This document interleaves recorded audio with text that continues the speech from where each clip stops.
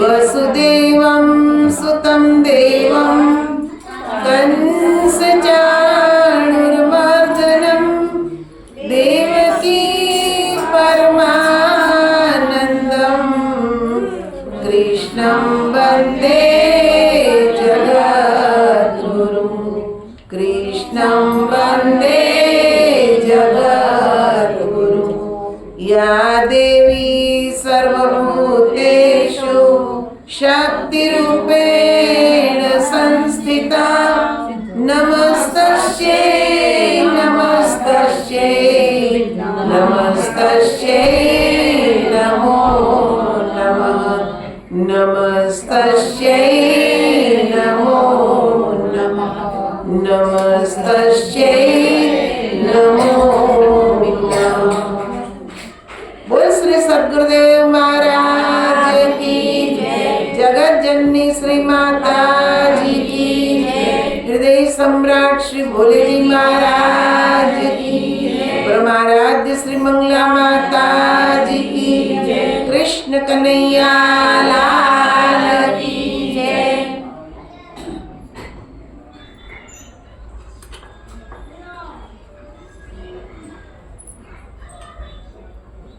आदरणीय माताओं बहनों, आप લોકો ઘણી વારથી ભજનોનો આનંદ લઈ રહ્યા હતા. થોડીક વાર માટે આપણે સત્સંગનું શ્રવણ કરીશું, કેમ કે જીવનમાં સત્સંગનું કેટલું બધું મહત્વ છે એ જ્યારે આપણે એને સાંભળીએ અને જીવનમાં ઉતારીએ ત્યારે એની ખબર પડે. સંતોએ કીધું છે कि बहुत काल करिए सत्संगा तब होई सब संशय भंगा.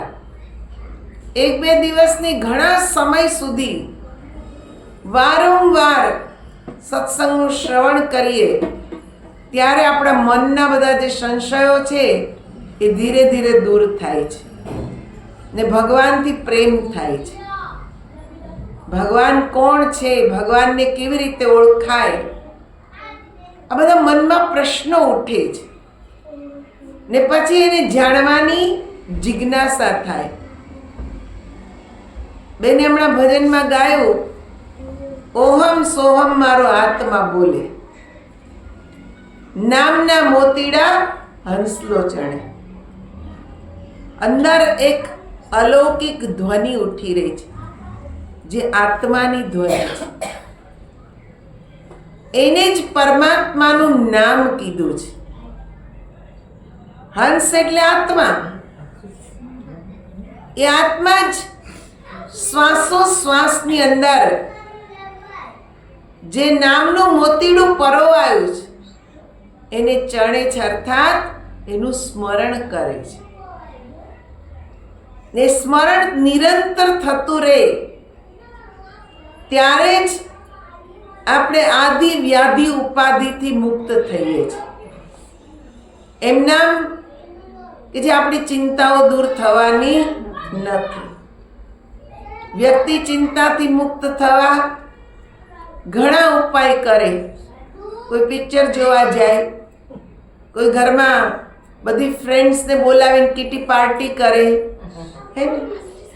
કોઈ માળા લઈને બેસી જાય, કોઈ મંદિરે જઈને બેસી જાય, કોઈ યાત્રા કરવા નીકળી જાય, કોઈ શરાબ પીવે ને વિચાર કરે છે કે આમ કરશું તો ચિંતા મટી જશે.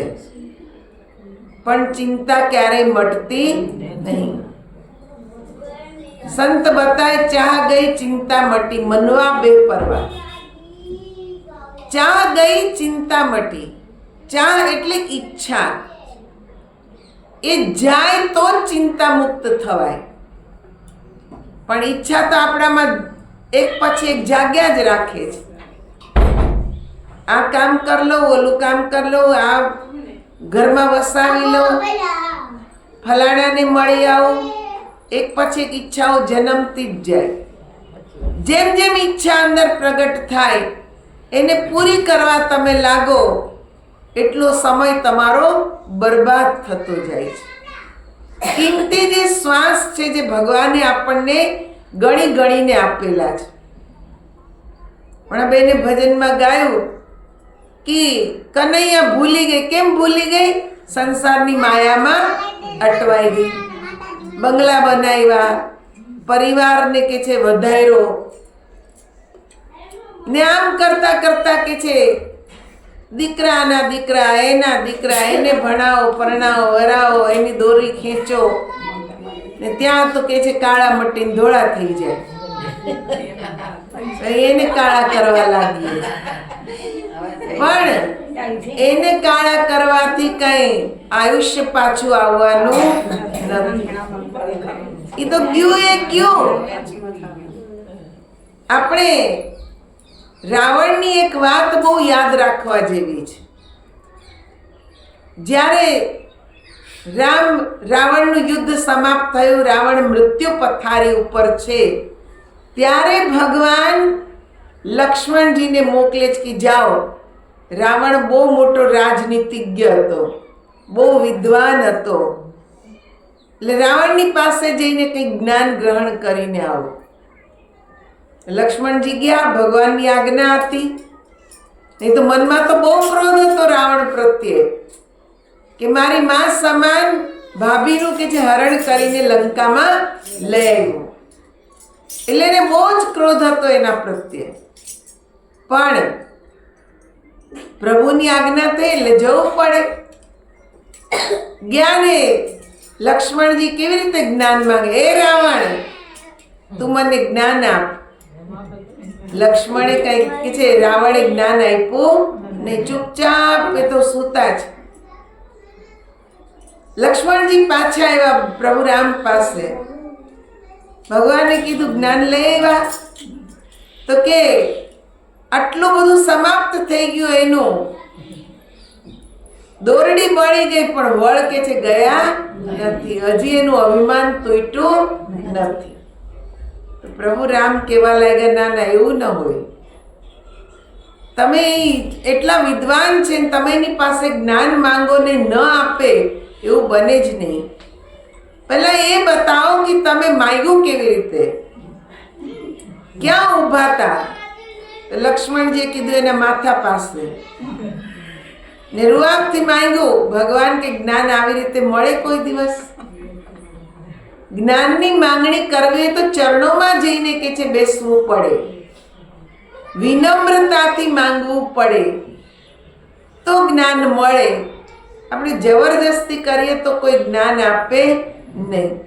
જબરજસ્તી પાણીનો કે છે ગ્લાસે કોઈ પાય નહીં. પ્રેમથી કયો તો પાય. એમ જ્ઞાન, આત્માનું જ્ઞાન, રાજ્ય ચલાવવાનું જ્ઞાન આ કે જબરજસ્તી મળે. સંતોએ કીધું શ્રદ્ધાવાન લભ્યતે જ્ઞાનમ. જે શ્રદ્ધા લઈને આવે એ જ્ઞાનનો અધિકારી છે. તમે પાછા જાઓ. લક્ષ્મણજી પાછા આવ્યા, રાવણના પગ પાસે બેસી પ્રણામ કરીને માગે છે. નમવું તો પડે ને, નમા વગર કઈ મળે નહીં. તમે જો ડોલમાં પાણી ભરવું હોય, નળની નીચે મૂકો તો પાણી ભરાય, નળની ઉપર મૂકો તો ભરાય? ન ભરાય. એમ નીચે બેસવું પડે, પ્રણામ કરવા પડે.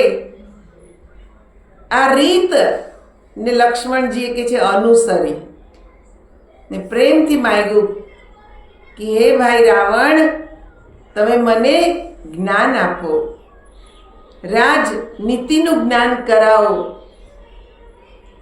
ત્યારે રાવણે કીધું કે જ્ઞાન તો ઘણું છે પણ સમય વીતી ગયો છે. અત્યારે તો મોટામાં મોટું એક જ જ્ઞાન તમને આપીને જાઉં. જ્ઞાન શું છે? સારું કામ કાલ ઉપર છોડવું નહીં. એ કે આટલું જો માણસને યાદ રહે ને તો એ જીવન જ કે છે તરી જાય. સારું કામ કાલ ઉપર છોડવું નહીં. કાલનું નામ જ છે કાળ. રાવણે કીધું મને સારું કામ કરવાના ઘણા વિચારો આવ્યા હતા. મને વિચાર આવ્યો હતો કે બધા દેવી દેવતા મારા વશમાં છે, એટલે હું એને ઇન્દ્રને આજ્ઞા કરું કે અહીંયા ધરતી ઉપરથી સ્વર્ગમાં જવાની સીડી બનાવ. મારે તો ખાલી જીભ જ હલાવવાની હતી ને. એને કીધું હોત તો સ્વર્ગમાં જવાની સીડી થઈ ગઈ હોત ને બધાને જવાનું આસાન થઈ ગયું હોત, પણ એ આજ્ઞા હું આપી શક્યો નહીં. ત્યારબાદ મને વિચાર આવ્યો કે આ ધરતીમાં 3 ભાગમાં પાણી છે ને એક જ ભાગ કે જે પૃથ્વીનો બહાર દેખાય છે. બાકી 3 ભાગ પૃથ્વીના પાણીમાં ડૂબેલા જ, પણ એ પાણી કેવું છે? ખારું. વરુણ દેવતાને ખાલી આજ્ઞા જ કરવાની હતી કે આની ખારાશ બધી દૂર કરી દો ને જળ મીઠું થઈ જાત. જો મેં કર્યું હોત તો આજે સંસારમાં કોઈને પાણીની ક્યારેય કમી પડત નહીં ને યુગો સુધી રાવણને લોકો યાદ કરત. આ બે એવા કામ હતા કે યુગોના યુગો વીતી જાત પણ કોઈ રાવણને ભૂલત નહીં. પણ ભાઈ સારું કામ કાલ ઉપર મેં છોડ્યું કે કાલ કહી દઈશ ને કાળ આવીને ઊભો રહી ગયો. જે કામ નહોતું કરવાનું એ મેં પહેલા કરી લીધું. સુપર્ણખાએ આવીને કીધું કે જંગલમાં 2 સુંદર ભાઈઓની સાથે સુંદર સ્ત્રી છે ને બસ એ સુંદર સ્ત્રીના કે જે મોહમાં આવી ગયો કે એને હું પ્રાપ્ત કરી લઉં, એને હું મારી પોતાની બનાવી લઉં ને મેં એનું હરણ કરી લીધું ને આખાય મારા કુળનો વિનાશ કરી નાખ્યો. કેટલું સરસ જ્ઞાન! એક જ વાક્યમાં એને કેટલું સરસ જ્ઞાન આપી દીધું કે ભાઈ સારું કામ કરવાનો વિચાર આવે તો તરત કરવું. કાલ કરે સો आज कर, आज करे सो अब, पल में परले होएगी बौरी करोगे कब. કાલે કરવાનું હોય તો આજ કરો ને આજે કરવાનું હોય તો હમણાં જ કરો. પલમાં પ્રલય થઈ જશે, ખબર પડશે નહીં. એટલે સારું કામ તત્કાલ કરવું, એને કાલ ઉપર છોડવું નહીં. ને કાળ આવીને ઊભો રહે ને તો એ કાંઈ કે જે આપણને જણાવતા નથી. હા, એના સૂચનો આવે પણ આપણે સમજી ન શકતા. કેમ? મોહ માયામાં આપણે ફસાયેલા છીએ. જે મને એક વાત યાદ આવે છે, એક શેઠજી હતા ને, ટ્રેનમાં સફર કરી રહ્યા હતા ને એની સામેની સીટ પર યમના દૂત બેઠેલા.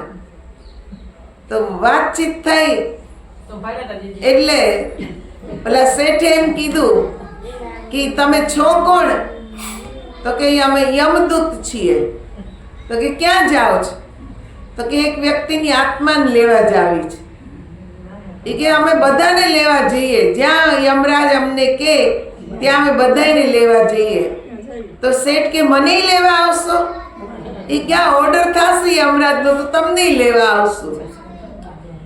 પણ કે આપણે સાથે સફર કરી, આપણે તો મિત્ર થયા. મિત્રના નાતે તમે મને સૂચના તો આપી શકો ને. યમદૂત કહેવા લાગ્યા, હા સૂચના આપશું, પણ તમારી સૂચનાનું પાલન કરવાનું. તો તમે કે છે ચેતી જાઓ ને તમારું પુણ્યનું ભાતું જે ભરવાનું હોય એ ભરી લ્યો. કેમ કે ત્યાં પ્રભુના દરબારમાં તો તમારું સત્કર્મ જ કામ આવશે, બીજું કંઈ કામ આવશે નહીં. તો તમે સત્કર્મ જે કરવું હોય એ કરી લેજો. કે સારું. શેઠજી ઘરે આવ્યા. ઘરે આવીને ઘરના બધાને, એમના ચોકીદારને બધાને કહી દીધું કે મારો કોઈ કાગળ આવે તો તમારે મને આપવાનો. શેઠને તેમ કે કાગળ જ લખશે, સૂચના એટલે કાગળ જ લખશે. તો કે મારો કોઈ કાગળ આવે તો મને જ આપવાનો. તો કે સારું. રોજ સવાર પડે ને શેઠ પૂછે મારો કાગળ આવ્યો, મારો કાગળ આવ્યો, પણ કાગળ કાંઈ આવ્યો નહીં. યમના દૂત આવીને ઊભા રહી ગયા. તો શેઠજી કહેવા લાગ્યા, અરે યાર તમે તો દોસ્તી તોડી નાખી. તમે તો કીધું તું કે હું સૂચના આપીશ, પણ તમે કઈ સૂચના જ ના આપી. યમદૂત કહેવા લાગ્યા, એકની 4 સૂચના આપી, પણ તમે કાંઈ એનું પાલન કર્યું નહીં. પહેલી સૂચના મેં તમારી આંખો ઉપર મોકલી. આંખેથી ઓછું દેખાવા માંડ્યું તો તમે સમજી જાશો કે ભાઈ હવે યમનું તેડું નજીક છે. પણ તમે તો નકલી ચશ્મા લગાવી ને વળી પાછું બધું વાંચવા લખવા માંડ્યા. પછી બીજી સૂચના તમારા કાન ઉપર મોકલી. ઓછું સંભળાવા લાગ્યું તો તમે મશીન લગાવીને સાંભળવા લાગ્યા, પણ તમને હરિ કીર્તન કરવાનું મન થયું નહીં. ત્યારે ત્રીજી સૂચના મોકલી. તમારા દાંત ઉપર તમારી બત્રીસી પડી ગઈ. એ ચાવવાનું ઓછું થાય, સ્વાદ ઓછા થાય, શરીરમાં તાકાત ઓછી થાય તો ભગવાન યાદ આવે. પણ નકલી દાંત ચડાવી દીધા, ચોકઠું લગાવી દીધું ને વળી પાછું અવનવું ખાવા માંડ્યા, પણ તમને પ્રભુ ભજન કરવાનું યાદ આવ્યું નહીં. ત્યારે મેં ચોથી ચિઠ્ઠી મોકલી. તમારા વાળ ઉપર કાળા હતા એ ધોળા થઈ ગયા તો તમે કલર કરી નાખો. પાછા યુવાન દેખાવાનો કે જે પ્રયત્ન કર્યો. આમ 4 ચિઠ્ઠી મોકલી, પણ તોય તમે એને અમલમાં મૂકી નહીં. અમારી ચિઠ્ઠી કઈ સામાન્ય થોડી હોય. શેઠજી કેવો આ એ તો બધું થયું હતું, પણ તમે કીધું એમ જ છે, મેં બધું એવું જ કર્યું. ચશ્મા ચડાવ્યા, મશીન લગાવ્યા, 32 લગાવી, કાળા કર્યા, બધું કર્યું, પણ ભગવાનનું નામ લેવાનું યાદ આવ્યું નહીં. તો યમદૂત કહેવા લાગ્યા, બતાવો વાંક તમારો કે અમારો? શેઠજી કે વાંક તો મારો જ. હું જ આમાં ભૂલી ગયો. મારે જે કરવાનું હતું એ કર્યું નહીં ને ન કરવાનું હતું એ કરતો રહ્યો.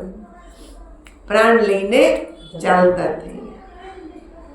યમરાજ આવે, સૂચનાઓ આપે છે, પણ આપણે તોય જાગતા નથી. માયામાં એટલા ફસાયેલા છીએ. મારું કરવામાંથી જ આ મન છૂટતું નથી. પણ મારું ક્યાં સુધી? એક દિવસ તો આ બધું અહીંયા જ છૂટી જવાનું છે. તોય આપણી જે વૃત્તિ છે બદલાતી નથી. એક બેન મને મળ્યા, મને કેવા લાગ્યા કે હવે તો મેં તૈયારી ચાલુ કરી દીધી. મેં કીધું શેની? એ કે હવે ઉંમર થવા આવી, હવે બધું સંકેલવાનું ફેલાવ્યું છે, હવે બધું સંકેલવાનું. સંકેલાઈ જાય પછી ભગવાનનું ભજન કરવાનું. મેં કીધું પણ ક્યારે સંકેલાશે? આની કોઈ લિમિટ થોડી? અરે છે એમ નામ રહેવા દો, પ્રભુ ભજન ચાલુ કરી દો. આ તૈયારી કરવાની છે. જે વિખરાયું છે ભલે વિખરાયું, પણ આપણે અંદરથી મનને તૈયાર કરવાનું જ કે હે મન, હવે તું ઈશ્વરની યાદ કર, હવે તું પ્રભુ ભજન કર. બાકી આ બધું અહીંયા જ તારું રહી જશે. તો એક ભજન છે, આપનું ગુણ બોલવાનો પ્રયત્ન કરશો. બોલ શ્રી કૃષ્ણ કનૈયા લાલ કી જય. આત્મ ઓળખ્યા વિના જીવન એળે જાય જાય જાય. આત્મ ઓળખ્યા વિના જીવન એળે જાય જાય જાય. અંતે ભવસાગરમાં યમના ધોકા થાય થાય થાય. અંતે ભવસાગરમાં યમના ધોકા થાય થાય થાય. આત્મ ઓળખ્યા વિના જીવન એ જાય જાય જાય. આત્મ ઓળખ્યા વિના જીવન એ જાય જાય જાય.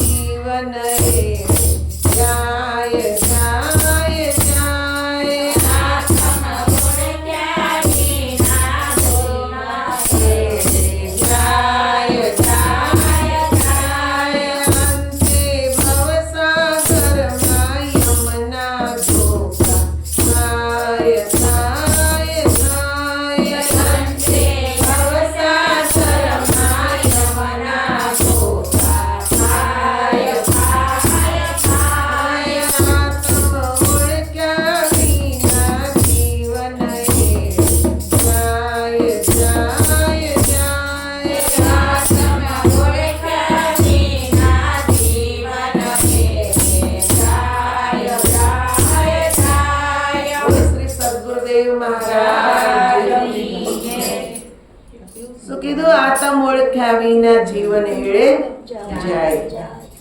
આત્માને આપણે ઓળખો નથી, આપણું જીવન એળે જ જવાનું છે. પછી અંતે શું થાય? અંતે યમના ધોકા ખાવા પડે. એક રાજા હતા, એને બહુ પુણ્ય કર્મ કર્યા, પણ એક એનાથી પાપ પણ થઈ ગયું.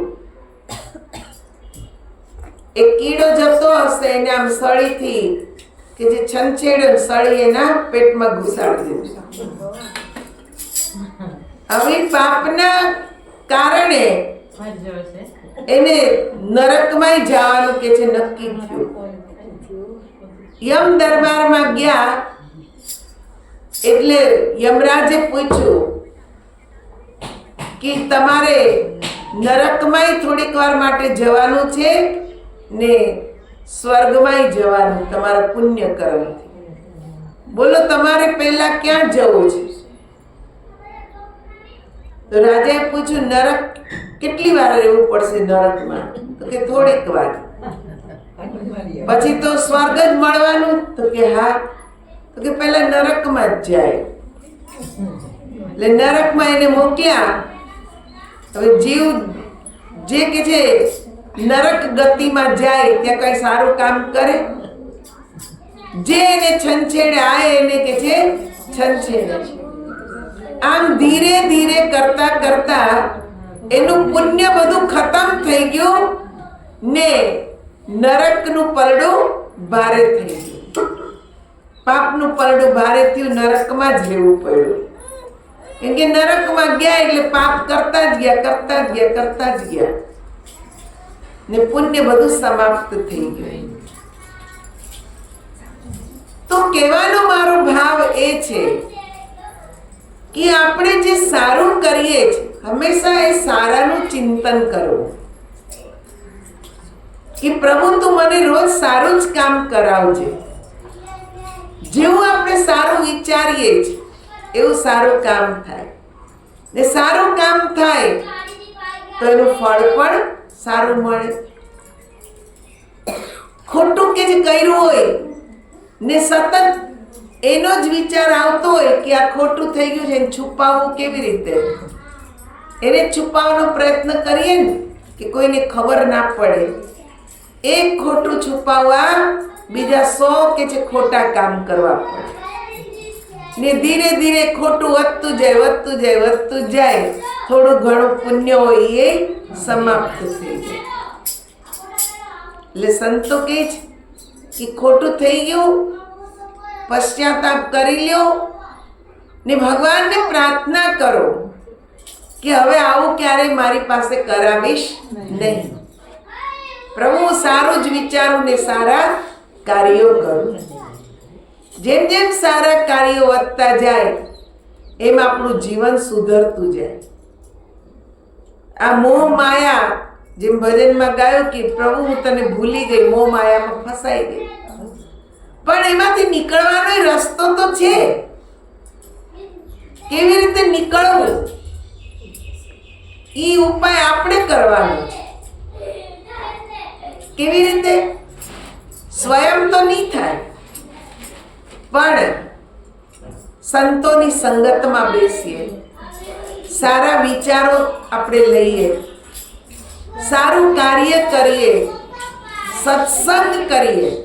સત્સંગ એટલે ખાલી શાસ્ત્રની વાત સાંભળી લેવી એમ નહીં, પણ એને આચરણમાં મૂકવી. સત્સંગમાં આપણે સાંભળીએ કે આત્માને ઓળખો, સ્વયંને જાણો. આ શબ્દો કેવળ સાંભળવા પૂરતા નથી, આપણે એનું પાલન કરવાનું કે સ્વયંની ઓળખાણ કેવી રીતે થાય. આપણામાં આત્મા તો છે, પણ એ આત્માને કેવી રીતે જાણવો, કેવી રીતે જોવો. હમણાં બેને કીધું તમે યમના દૂત જોયા? એમ એક જગ્યાએ મને એક બાળકે 15-16 વર્ષનો દીકરો એને કીધું કે દીદી તમે ભગવાન જોયા છે? મેં કીધું હા જોયા છે. તો કે બતાવો. મેં કીધું અત્યારે તો હું તને નહીં બતાવું, એના માટે તાર રોજ આવવું પડશે. હવે એના મમ્મી પપ્પાને સાથે લઈને રોજ સત્સંગમાં આવે, રોજ એક નવો પ્રશ્ન એના મનમાં ઉઠે. સત્સંગ સાંભળે એટલે રોજ પ્રશ્ન પૂછે. આમ કરતા કરતા એને ઘણું બધું કે જે જાણવા મળ્યું કે આપણા જે શાસ્ત્ર છે, ગીતા શાસ્ત્ર છે, રામાયણ છે, એ આપણને શું કહેવા માંગે છે.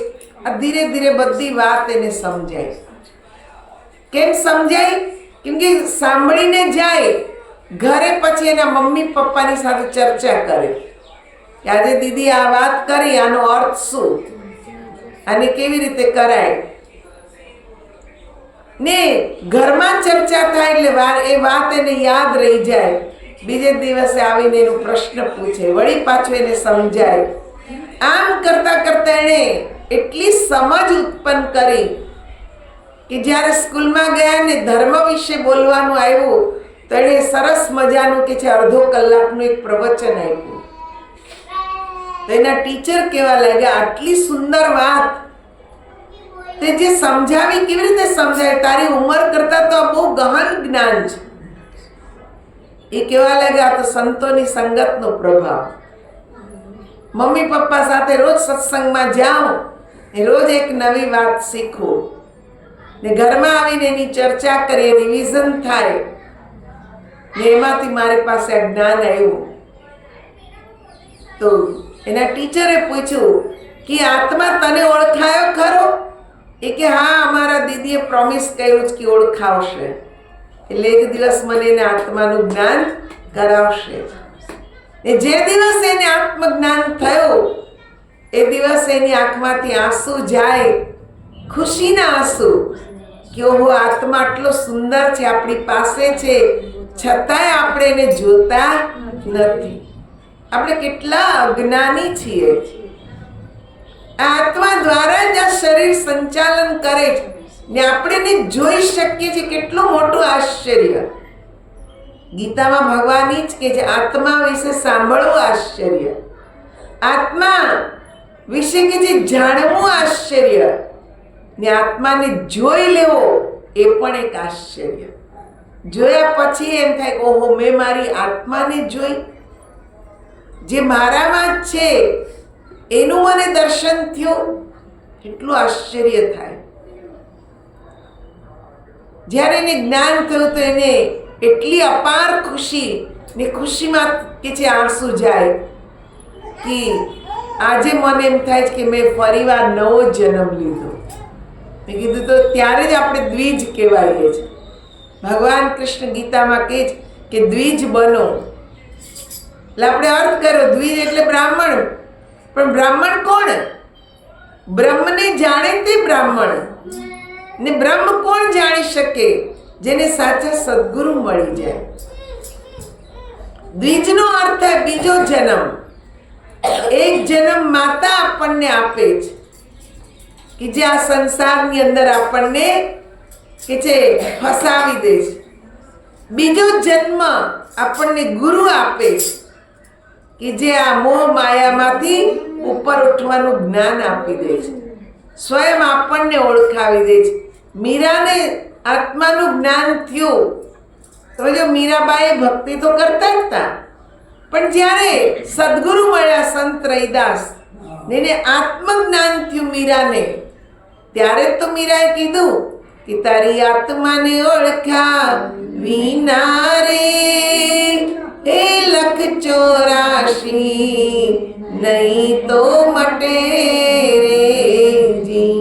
એ જી તારી ભ્રમણાને ભાંગ્યા વિના રે એ ભવના ફેરા નહીં તો ટળે રે જી. કેટલી સુંદર વાત કરી. તારી આત્માને ઓળખ્યા વિના રે 184 નહીં મળે. આત્માને તો ઓળખવી જ પડશે. આ જન્મે નહીં તો આવતા જન્મે. પણ જ્યાં સુધી આત્મજ્ઞાન નહીં થાય ત્યાં સુધી 184 નું ચક્કર છૂટવાનું નથી. આ તો નક્કી જ છે. ચાહે તમે આ જન્મમાં જાણી લ્યો, ચાહે લખ 84 કાપો, ફરી માનવ જન્મ લ્યો, ફરી કોઈ કે જે સંત મળે ને આપણને જ્ઞાન મળે, ત્યારે જ આ 84 નું ચક્કર છૂટશે. જેમ મેં એકાદશીના દિવસે કીધું હતું કે પુનરપી જન્મ પુનરપી મરણમ, વારંવાર જન્મવું, વારંવાર મરવું, વારંવાર જનનીની જઠરાગ્નિમાં કષ્ટને સહન કરવું. આ તો જીવ કરતો આવે છે. કેટલી પીડા સહન કરે છે આ જીવ.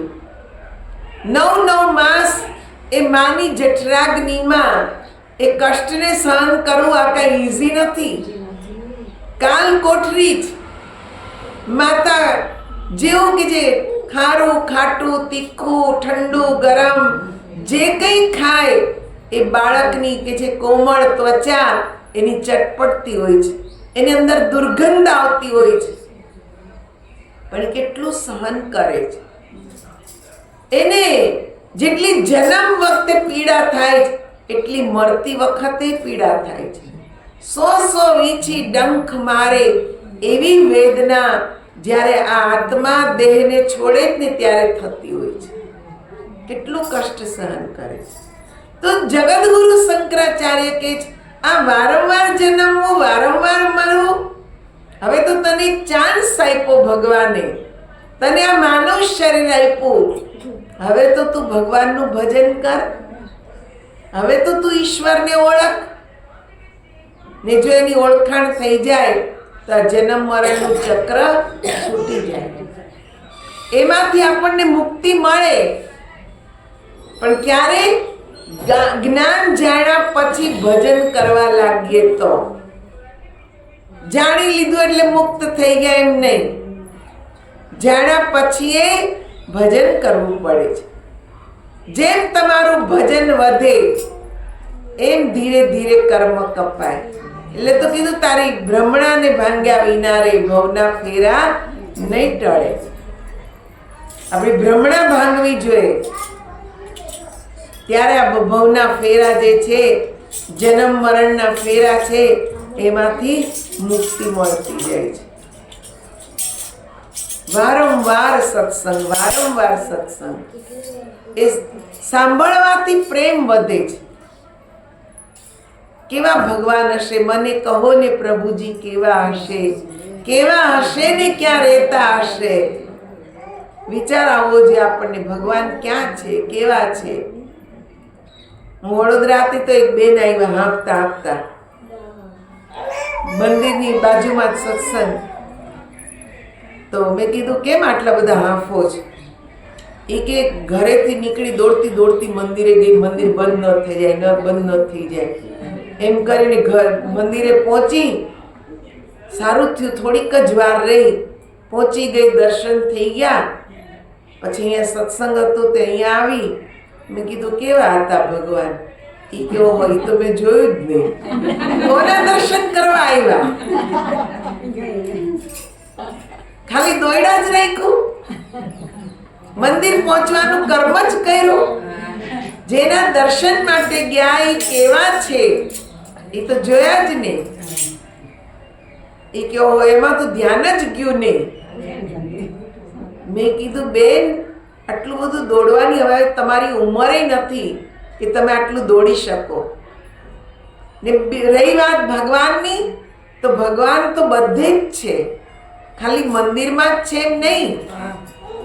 મંદિરમાં તો એટલે મૂક્યા છે ઋષિ મુનિઓએ કે એને જોઈ જોઈને આપણને ક્યારેક અંદર થાય કે પ્રભુ તું અહીંયા બહાર બેઠો છે, એવો મારી અંદર છે તો ક્યાં છે, હું એને જોઉં. એવી પ્રેરણા લેવા માટે થઈને મંદિર બનાવ્યું છે. એટલે તો એનું નામ આપ્યું મંદિર. અહીંયા જે છે તારા મનની અંદર છે, તું તારા મનની અંદર જો. પણ આપણે અંદર જોતા નથી, બહાર જ જોયા રાખીએ છીએ. પછી કઈ આખી જિંદગી મંદિરના પગથિયા ઘસ્યા પણ કાંઈ ભગવાનને સાંભળવું નહીં. તમે મંદિરે ના જાઓ ને તોય ભગવાન સાંભળે છે. તમારી અંતર આત્માથી તમે એને પોકારો ને એટલે સાંભળે છે, કેમ કે તમારા હૃદયમાં જ બેઠો છે, ક્યાંય દૂરે છે ને તમારા હૃદયમાં જ છે. સાંભળવા એ તૈયાર જ છે, પણ તમે એને પોકારો તો ખરા. આપણે મંદિરે જાય તો આપણું જ સંભળાવીએ છીએ. ભગવાન શું કહેવા માંગે છે આપણે સાંભળતા નથી. બે હાથ જોડ્યા ને તરત મંત્ર બોલવાના ચાલુ, ફરિયાદો કરવાની ચાલુ, એને આપણું જ બધું સંભળેવા રાખીએ. પણ ઈ શું કહેવા માંગે છે એ આપણે ક્યારેય વિચારતા નથી કે પ્રભુ આપણને શું કહેવા માંગે, એનો શું આદેશ છે. એને તો આપણે શાંતિથી સાંભળીએ. એના માટે તમે જ્યાં છો ત્યાં જ કે જે 5 મિનિટ શાંતિથી બેસી જાઓ ને તમારા અંતરાત્મામાં તમે અંતર્મુખ થઈ જાઓ. આપણને એમ થાય ક્યાં અંતર્મુખ થાવ? શ્વાસોશ્વાસમાં. શ્વાસ આવે છે ને જાય છે એને જ જોયા રાખો. બીજું કંઈ જોવાનું નથી, ખાલી શ્વાસને જ જો. એ શ્વાસને ચલાવનારી જે પ્રાણ શક્તિ છે એ જ ભગવાન છે. એટલે તમે એમાં જ જોયા રાખો ને એ જોતા જોતા ક્યારે મન શાંત થઈ જશે ખબર પડશે નહીં. બધા વિચારો સમાપ્ત ને એવો અંદરથી આનંદ આવે, એવી શાંતિ થઈ જાય. કેમ કે વિચારો શાંત થાય એટલે શાંતિ જ છે. આપણે કેટલા બધા વિચાર કરીએ છીએ. 24 કલાકમાં 60,000 વિચાર કરીએ છીએ. વિચારો, 24 કલાકમાં 60,000 વિચાર આવે છે. રાત દિવસ આ કે જે મન દોડતું જ રહે છે, શાંતિ જ નથી. એ સ્થિર થઈ જાય ત્યારે શાંતિ. ને તેને સ્થિર કરવા જ 24 કલાક ચાલનારી એક શક્તિ છે, એ શ્વાસ જ છે. બીજું એકેય 24 કલાક ચાલતો નથી. આંખ 24 કલાક ખુલ્લી નહીં રહે. 24 કલાક કાને સાંભળવું નહીં ગમે. ભલે તમને કથા સાંભળવી ગમતી હશે, તમને મ્યુઝિક સાંભળવું ગમતું હશે, ગીતો સાંભળવા ગમતા હશે, પિક્ચર જોવું ગમતું હશે, પણ 24 કલાક તમે પિક્ચર નહીં જોઈ શકો, 24 કલાક ગીતે નહીં સાંભળી શકો.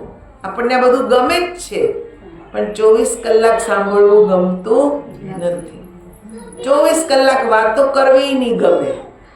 કેમ કે આપણને તો ટાઈમ મળવો જોઈએ, ચાન્સ મળવો જોઈએ વાતો કરવાનો. તો બકબક ચાલુ જ, શાંત રહી જ ના શકીએ.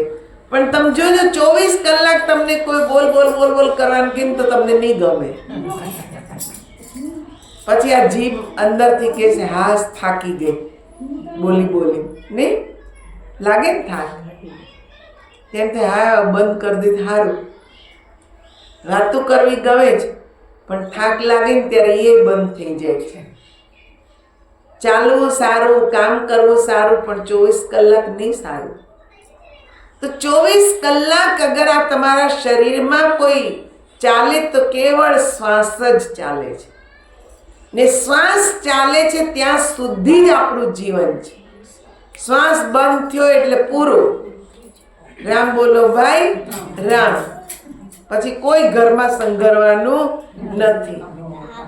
ગમે એટલા આપણે સુંદર હોઈએ, ગમે એટલું કામ કર્યું હોય, ગમે એટલા વાલા હોય, તોય શ્વાસ બંધ થયો એટલે જલ્દી લઈ જાઓ, શમશાને પહોંચાડો. ભાઈ સંધ્યા પહેલા શમશાને પહોંચાડી દો. જો રાત રહી ગયા તો આખી રાત બેવું પડશે, બધા હેરાન થશે. કેમ? મેં એકવાર પૂછ્યું કોઈને, કેમ આખી રાત ત્યાં બેસવું પડે? એ કે ભૂત બનીને આવે તો. અલા ભાઈ, આપણે આ ઘરમાં આટલા વર્ષ રહ્યા ત્યારે આપણાથી કોઈને બીક લાગી નહીં, ને શ્વાસ નીકળી ગયો એટલે બધાય આપણાથી બીવે. એ ભૂત બનીને આવશે તો? અરે મેં કીધું શું કામ આવે? એને હું એવી જરૂર છે? એ તો એનું કામ જે કરવાનું હતું કરીને ચાલ્યા ગયા. એણે એનો રસ્તો પકડી લીધો, હવે ત્યાં ખોળિયું જ પડ્યું છે. પણ તોય આપણને બીક લાગે છે. કોઈ ઘરમાં આપણને રહેવા દેતું નથી. તો વેલ્યુ અગર આ શરીરમાં કોઈની છે, તે કોની વેલ્યુ છે? શ્વાસની. એટલે સંતોએ કીધું શ્વાસ શ્વાસ સુમિરણ કરો, बिरथा श्वास मत खोई, ना जाने श्वास का आवन हो या ना होय। आ श्वास पाछो आवशे के नहीं कोने खबर। એટલે એક એક શ્વાસમાં પરમાત્માને યાદ કરો। ભલે તમને કોઈ નામ ના આવડતું હોય, પણ શ્વાસ ચાલે છે ને એને જ જોયા રાખો, એને જ જોયા રાખો કે શ્વાસ અંદર ગયો બહાર આવ્યો, અંદર ગયો બહાર આવ્યો। આવતા જતા શ્વાસને જુઓ, એ જ તમારું ભગવાનનું સ્મરણ છે। ને એમાં જો મન રહી ગયું તો આપણો બેડો પાર, શાંતિથી વયા ગયા પછી। એટલે સંતોએ બહુ સરળ રીત બતાવી, સહજ ધ્યાન, કાંઈ માથાકૂટ જ નહીં, સહજતાથી કરવાનું છે। પછી કરીએ તો આપણને આનંદ આવે। એના માટે જ સંતો પાસે જવાનું છે કે આપણને શીખવાડે। આપણને ક્યાંય ગમતું નહીં તો સંત પાસે જઈને બેસવું, એ આપણને થોડીક વાર ધ્યાનમાં બેસાડે ને તોય મનને શાંતિ થઈ જાય। એ કાંઈ બોલે નહીં તોય શાંતિ થઈ જાય, ખાલી એની પાસે બેસવાથી। કેમ કે એ 24 કલાક ભગવાનને યાદ કરે છે, એટલે એની અંદરથી વાઇબ્રેશન જે નીકળે છે એટલા શાંતિપૂર્ણ વાઇબ્રેશન હોય છે કે એનાથી જ મન શાંત થઈ જાય। 2 દિવસ પહેલા જ હમણાં ન્યૂઝમાં હતું કે એક સાધ્વીજી કે જે રાજસ્થાનના હતા, એમણે પોતાનું જીવન સમાપ્ત કર્યું, પણ એની પાછળ જે રહસ્ય ખુલ્યું એ શું હતું? મોબાઈલ। એ સુંદર કથા કરતા, લોકોને જ્ઞાન આપતા, પણ પોતે જ આ ડિજિટલની દુનિયામાં ફસાઈ ગયા। એવા એમને લપેટામાં લઈ લીધા કે એમણે જીવન કે છે સમાપ્ત કર્યું। ને એક બિચારા વૃદ્ધ દાદા જે ભંગાર વેચતા, એને ડિજિટલ વાળાએ ફસાવી દીધા। આ એઆઈ કરે ને, એ એટલી ખરાબ દુનિયા છે કે કોને ક્યાં કેવી રીતે ફસાવે છે। એટલે હું તો એમ જ કહું કે ભાઈ, સૌથી સરળ ને સૌથી સારું છે ઘરમાં બેસીને ભગવાનનું ભજન કરો, સ્વયં પોતાનામાં સમાયેલા રહો। એનાથી વિશેષ કાંઈ છે જ નહીં દુનિયામાં। જેટલું નવું નવું જાણવા જાઓ એટલા જ આપણે અંદર ફસાતા જાય। આ દુનિયામાં ફસાવા કરતાં અંદર સ્થિર થવું મહત્વનું છે। એ આપણા મનને શાંતિ આપશે, આનંદ આપશે। રોજ સવારે ઉઠીને ભગવાનને પ્રાર્થના કરો। સૌથી પહેલા ભગવાનનો જ આભાર માનો કે પ્રભુ તમારો ખૂબ ખૂબ આભાર, હે બ્રહ્માંડની શક્તિ તમારો ખૂબ આભાર કે તમે મને આજનો દિવસ દેખાડ્યો, તમે મને જગાડી, તમારી કૃપાથી મને ઘણું બધું મળી રહ્યું છે। આમ પોઝિટિવ વિચારો। આપણે રોજ આવું વિચારે, ભગવાન એટલું આપણને આપવા તૈયાર છે, વગર માગે બધું મળવા તૈયાર છે, પણ આપણે માગી શકતા નથી, આવડતું નથી માગતા। સંતો પાસે જાઓ, એ આપણને માગતા શીખવાડે છે કે પ્રભુ પાસે કેવી રીતે માગવું। દુનિયાની આગળ હું હાથ ફેલાવા, પરમાત્મા પાસે કે છે માગીએ કે જે આખી દુનિયાનો રચનારો છે, આખી દુનિયાને ચલાવે છે, કીડીને કણ હાથીને મણ દેનારો છે। એ આપણને આપવામાં કાંઈ ખામી રાખવાનો નથી, બધું આપશે। તન મન ધન જે જોઈએ બધું આપવા તૈયાર છે, પણ આપણી વૃત્તિ કેવી હોવી જોઈએ? સકારાત્મક, પોઝિટિવ વિચારો, સારું વિચારો, બધાનો આભાર માનો। ક્યાંક કોકને આપણે થોડાક પણ કામ આવ્યા ને તો એ આપણું કે છે સત્કર્મ જ છે। તે બહુ મોટા બંગલા હોય ને નોટોના થોકડાને થોકડા દાન કરીએ તો જ દાન કર્યું કહેવાય એવું નથી। જેને જ્યાં જેવી જરૂરત છે એવી આપણે કોકને થોડીક મદદ કરી હોય ને તો એ પણ આપણું સત્કર્મ છે। કોઈક વ્યક્તિ રસ્તે હાલ્યો જતો હોય ને એને કંઈક તકલીફ હોય ને ત્યાં આપણે એને મદદગાર બન્યા ને તો એ આપણું સત્કર્મ જ છે. એ નિષ્કામ ભાવનું જ, કે જેને આપણે ઓળખતાય નથી ને એની આપણે મદદ કરી છે, તો એ ભગવાનના ચોપડે લખાઈ જાય છે. તો વિશેષના કહેતા આપ લોકો જે સાંભળો એના ઉપર મનન કરશો.